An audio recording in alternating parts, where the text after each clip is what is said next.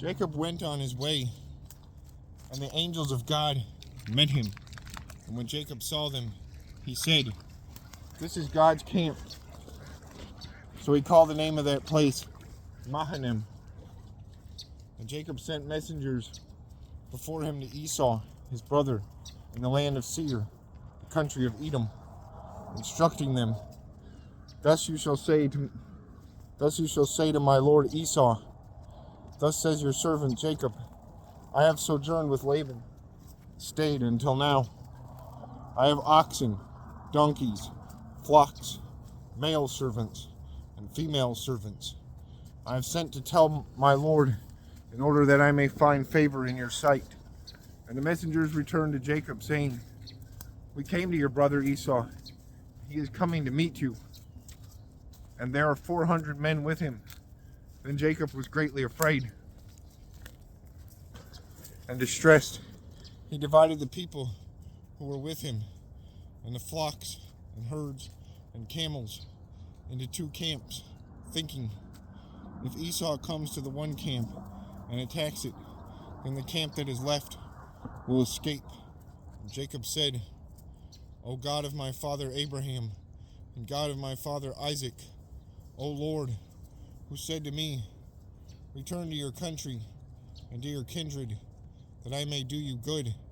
I am not worthy of the least of all the deeds of the steadfast love and all the faithfulness that you have shown to your servant.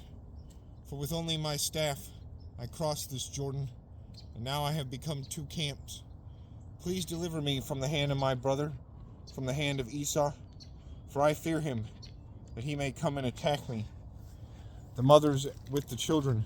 But you said, I will surely do you good, and make your offspring as the sand of the sea,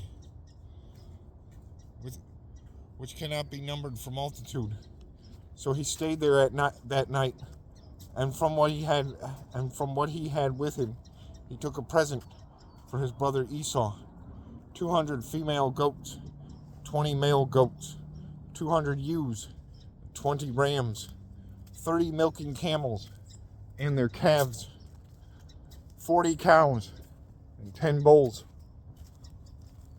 20 female donkeys and 10 male donkeys. These he handed over to his servants, every drove by itself, and said to his servants, Pass on ahead of me, and put a space between drove and drove. He instructed the first, When Esau, my brother, meets you and asks you, To whom do you belong? Where are you going? And whose are these ahead of you? Then you shall say, They belong to your servant Jacob. They are a present sent to my lord Esau. And moreover, he is behind us. He likewise instructed the second and the third, and all who followed the droves. You shall say the same thing to Esau when you find him. And you shall say, Moreover, your servant Jacob is behind us, for he thought, I may appease him with the present that goes ahead of me, and afterward I shall see his face. Perhaps he will accept me. So the present passed on ahead of him, and he himself stayed that night in the camp. The same night he arose, took his 2 wives, his 2 female servants, and his 11 children, crossed the ford of Jabbok. He took them and sent them across the stream.